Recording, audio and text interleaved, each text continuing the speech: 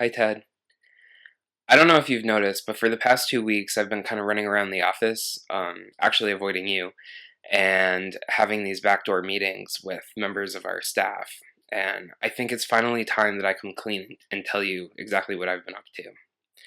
So, for the past 2 weeks, I've been working on this project to help everyone on staff uh, show how much you mean to all of us. So, I have been walking around with this fishbowl, and inside are a whole bunch of questions to test our staff members' Teducation. Really, what we wanted to know was just how much they knew about you, um, and just to share that with everyone here. And so I think that we will let the video speak for itself. But what you will find is that everyone on staff here feels like you have made the MSCPA a home away from home. And more than that, it's because of you that a lot of staff members consider their colleagues to be more of a second family and not just coworkers. And I think that that's pretty amazing. So I hope you enjoy the video. If you think that maybe some things are a little too revealing, then I certainly hope you understand I had a lot of help making it. And enjoy. What was your first impression of Ted? Well, at first I was a little intimidated just because he is the top person in the company. I thought he was a lot more serious than he is. I liked him. He's a good guy. I was very intimidated of Ted when I first met him. I had never really been around a CEO who was so approachable, so I was used to a CEO being someone that you would hear and not really ever see. I didn't realize on day one how funny he is. And Ted and I kind of have the same sense of humor, and I wasn't really sure how to act around him. You definitely respect him when you know him, but he's like a really, really nice guy. How can you tell if it's a good day to ask Ted to buy the staff pizza? I think that Ted's staff has this down to a science. it's funny that we all kind of, he gives us away pretty quick. You can kind of tell instantly when he gets off the elevator.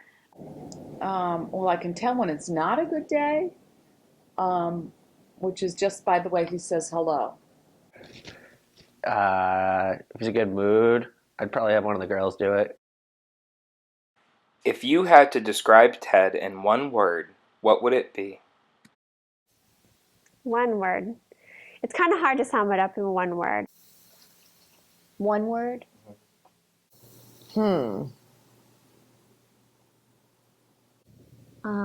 Straightforward. Straightforward. He's very straightforward. No fooling around.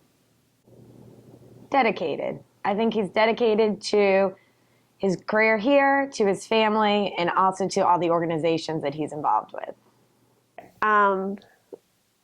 But I would say he's a really great leader. One word. He is very approachable. He's a go-to person. Ted's an inspiration to English majors. When we were all graduating with our English degrees, most people think we're just going to be poor, become teachers. Ted rose to the head of the MSCPA. So, yeah, inspiration to all English majors to keep on grinding, and you can do something with the degree. That was only supposed to be one word. Oh, one word. Ted's cool. I like him. Funny? What is your most memorable Ted moment? Oh man, that was when we had a staff outing. It was in George Island. It was filled. Because it was full of It was filled. Okay, I know I can't say a curse word. It was full of doo-doo. Oh, Goose Poop Island? Oh, that's when we were playing, somehow we ended up getting into some drinking games, and it was the one that flips the cup? Yeah, Ted, we were playing, what's that game? Flip Cup. And there was, we decided to set up some cones, because that's a good idea when you've been drinking. But Ted knew the game. So he started playing with the younger staff, and he had to go around the table or something. Ted was really into the game. He's very competitive. and we were playing some kind of game. I don't remember what it was called. And he flew around the cones, flew flat up, And he just fell. He slipped. Ted fell to the ground. And he fell flat in his face. And I thought he was dead. As did everyone else. Everyone was so quiet. No one knew what to laugh or like really run to his rescue, but no one really did run to his rescue now that I remember it. They kind of just laughed at him. Because he fell straight down to the ground. He just fell. Boop! That's how he fell. And then he just didn't get up. We thought he was like dead or something. We thought he was dead. One of my favorite memories of Ted is from a conference, I think it was 10 or 11 years ago. We went to Interchange one year, which is where all the states meet. We were at the Ritz-Carlton in Key Biscayne. It was a gorgeous place, and our staff was out pretty late at night one night after dinner, hanging out by the pool, having a couple cocktails, and Mary Ann on staff had been without luggage for the 2 or 3 days that we were there. Actually, this was at the beginning of the conference, but she had lost her luggage, was pretty stressed out about not having any clothes to wear, was afraid of what she'd wear to the conference the next day. So I was told that it was lost and probably wouldn't be found for a few days because they thought it had gone from Miami to South America. She had the outfit she wore on the plane, and that's it. And actually, I can remember the outfit. It was an orange and white striped shirt with tan pants because we saw it every single day.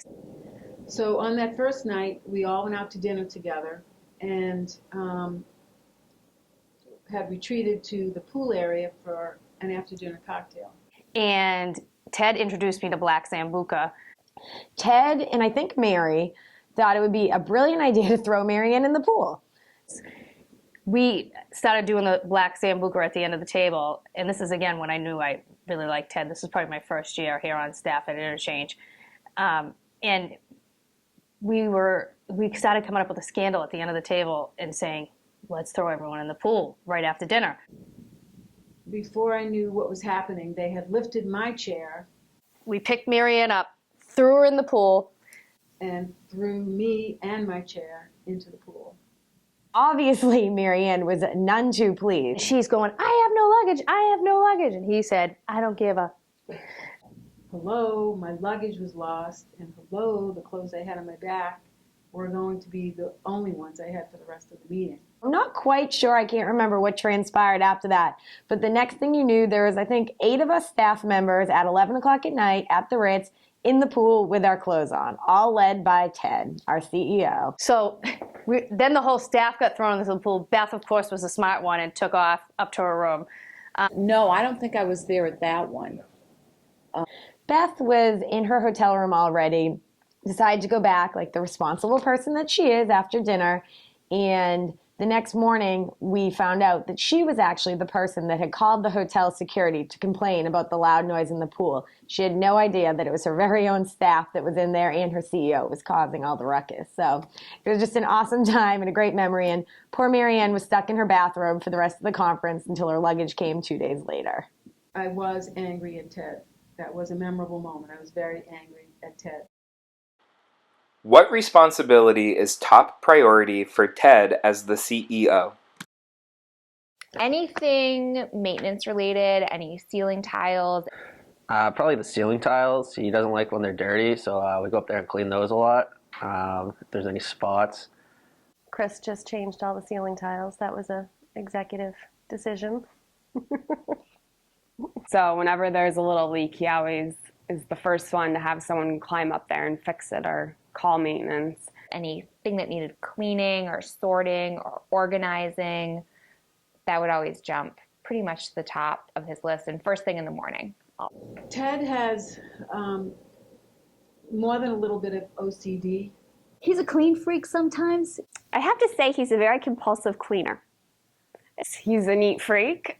Oh, yes. Leaving food in the fridge upstairs. Yes, that is a definite no-no. Do not leave your food in the fridge upstairs. I remember clearly, wasn't that long ago actually, he threw away Mary Ann's olive oil. I have to admit, I did get angry. I mean, it was an all-out fight. This went on for days, to the point where he was shivering around my desk like a little scared, like, puppy. And I feel like since I'm a bona fide staff member. I should have a little bit of the kitchen shelf space that I should be able to depend upon, but there was a day when I came back to work after being out for a few days, and my special oil and vinegar was gone. Where do you think I can get Mary Ann's olive oil? Where should I get it? I did have him replace that. I felt that that was only fair and that he should go out and find a replacement and get my property back on the shelf where it belonged. Some say Ted has a tell when he's getting angry. What is it? Well, Ted does have a tell when he's getting angry, and usually that scares most people. Ted's face gets really red, and I can probably make my face get as red as Ted's. He turns red. Try, Lucy. Is it getting red yet? Is it getting red? All right, am I red yet? That nice Irish face that gets red. Okay. His lip quivers. I don't know how to quiver my lip. And he turns beet red. And that way we know he's really not liking what's happening. If you're not going to get the answer you want, the lip just starts moving slightly, the upper lip. It starts off very slowly. Then it starts to speed up a little bit, the angrier he gets. And the mouth sometimes widens a little bit as it flickers on the top. No is the answer at the end of that. How do you tell if Ted isn't interested in what you have to say? I think he just kind of walks away. Normally he'll just stop paying attention and start focusing on those ceiling tiles. If he starts counting ceiling tiles, then you know you've really bored him half to death. He looks like this. That's it. Like, I have more questions, Ted, and he just walks away, you know? So then I have to go chasing him. I have learned to tell Ted anything within about 8 seconds or less, because anything longer, his eyes will start to drift, and then you're done. Well, this would be a typical question or a reaction when I talk to him about peer review. And he will go off typically onto the floor. You know what? He starts like kind of walking away. He just starts going, okay. He just, little by little, he just starts walking away. So then that's when you're like, okay. Where does Ted threaten to send a staff member when they're in danger of office discipline? He threatens to throw them down the elevator shaft. Down the elevator shaft. Down the elevator shaft. Down the elevator shaft. Throw him down the elevator shaft? Down the elevator shaft. Everyone lives in fear of having to go down the elevator shaft, and we have to act accordingly. He always talks about us taking rides down the elevator shaft. It's probably not it's a big threat. I took it seriously the first time he said it. Let's be serious. It's a threat. It's not a promise. Oh, I think he said it to Mary Ann, and I was within earshot and thought, oh my God.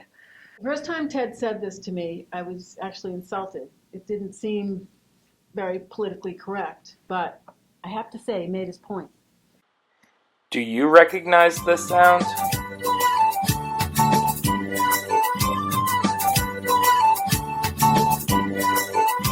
Of course, it's Ted's cell phone that he never shuts off, even during board meetings.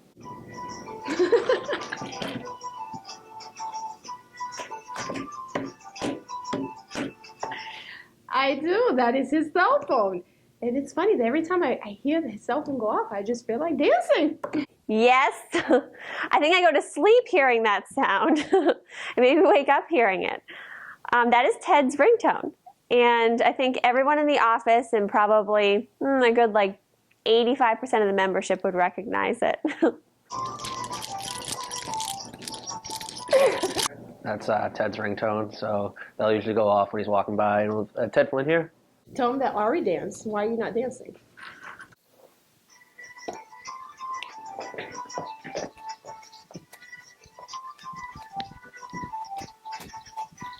He has an uncanny knack to make sure that that goes off whenever he's in a meeting, The conference rooms, whenever he's walking by someone's desk, his office, or sitting in here in a meeting and calls a staff member in. Where have I heard it? All over the office. all the departments' offices. Marianne's office, Beth's office, communications department, membership department. It goes off all the time during meetings. Mail room. We'll be in the middle of a manager's meeting, lunchroom, board meeting, lobby, a political event. I mean, this thing, that ringtone has been heard all around this city in every single corner. Elevator. In an otherwise silent presentation room. Are there any other rooms at the MSCPA? In a restaurant. Yeah, I don't, does he even know how to use the silent button? Is that an option on his phone? That might be something we should teach him. Oh, it's so embarrassing. He never turns his damn phone off. He never, ever remembers to put it on vibrate. I mean, it can go off at any time.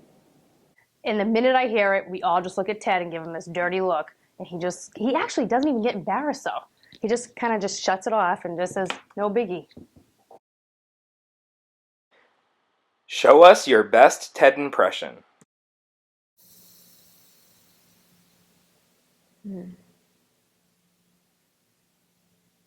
Good morning, Chris. How's it going? Marianne? Oh, yeah. How's it going, guys? You doing good? Yep. All right. Well, today, blah, blah, blah, going on in AICPA, and we'll kick him down the elevator. Boom. There's only one Ted Flynn. I couldn't imitate Ted if I tried. I don't think I can do the voice very well. But he always says, do you have all the tools and resources you need to be a success to the society? Show us your best Ted impression? No. No.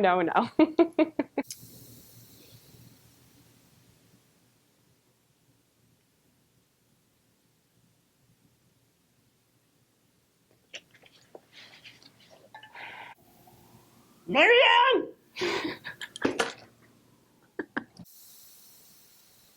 He walks in there. Marianne! Oh, shoot. Let's see.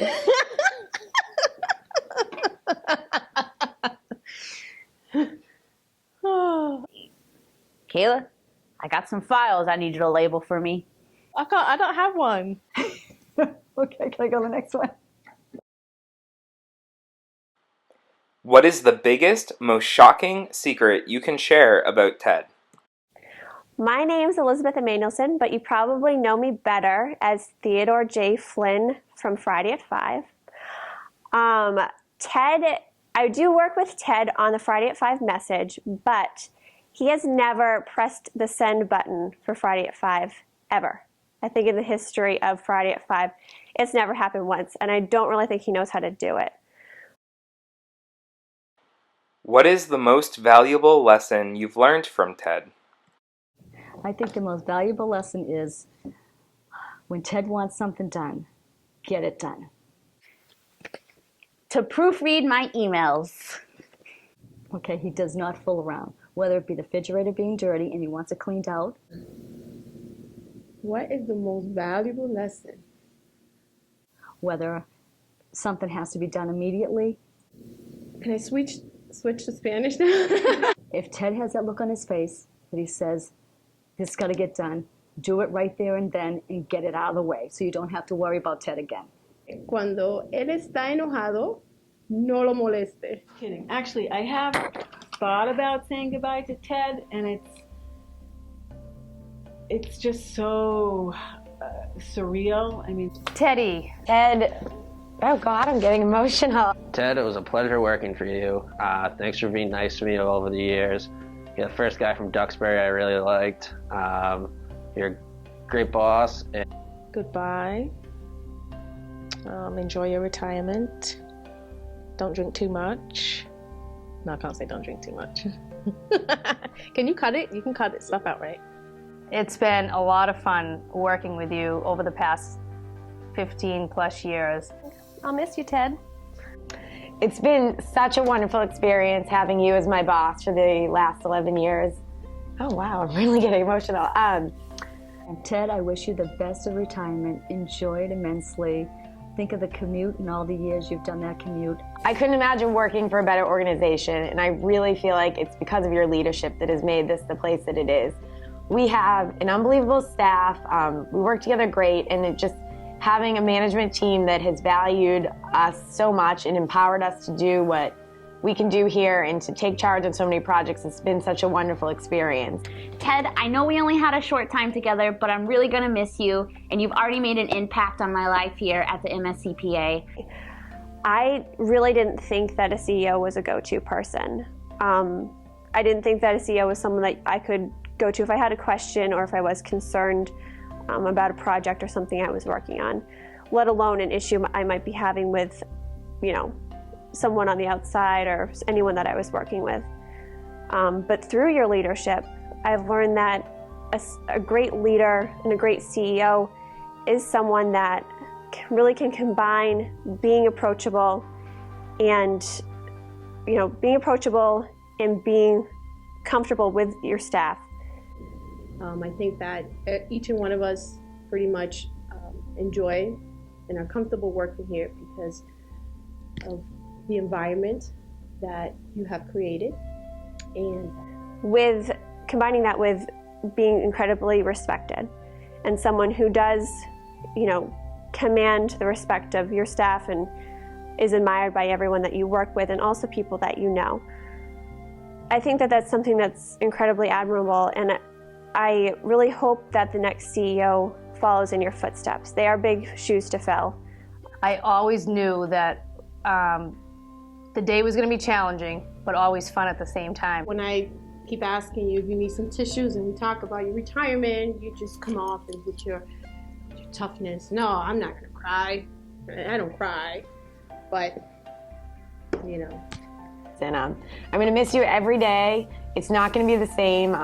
Every morning, it's great to see you come by and just to come by, shoot the breeze with us, chit chat with the staff. Your funny stories, your not so funny jokes that you tell us all the time that we laugh at anyways. The old man humor like we talk about. Oh, big guy, I'm going to miss you. I am. and you are gonna be missed. I'm gonna miss you personally, and I wish you the best. I wish you the best of luck in retirement. Have lots of fun. You've earned it. And enjoy that time with your family. Take care. Have fun with your family and friends. I hope that you're able to enjoy your retirement, have fun, do things that are in your bucket list, and just enjoy yourself. Best wishes, and come visit us. I'll miss you around the office, and I can say that everyone else will as well. So you've done a great job, and I wish you nothing but the best. It won't be the same without you. You will truly be missed. I mean, when you walk into a room, you claim respect. You have a presence about you. People love to be around you, myself included. And I just love you. You deserve it, and have fun. Thank you, Ted, for a great 3 years, and I wish you all of the luck and enjoyment in your retirement. You'll be missed.